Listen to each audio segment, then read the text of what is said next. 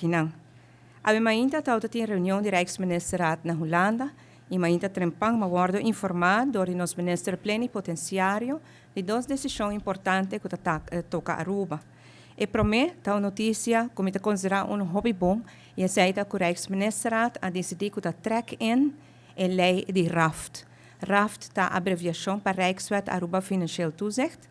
Nós acordamos com essa que está uma condição que a Holanda a põe tempo aí para ajudar a Aruba a atravessar a pandemia, pero que nós estamos desde o princípio que nós estamos uma lei que está bom para a Aruba. E nós, desde o momento a negociar, até que a AUE, nós logra que agora quitar fora de mesa. Disse-me também pouco mais de extenso ribesaque. E de duas decisões que o Conselho de Ministros toma, isso aqui está menos bom, pero que põe a Aruba na deadline para tratar o pressuposto 2025 e a deadline aqui está 31 de março de 2025.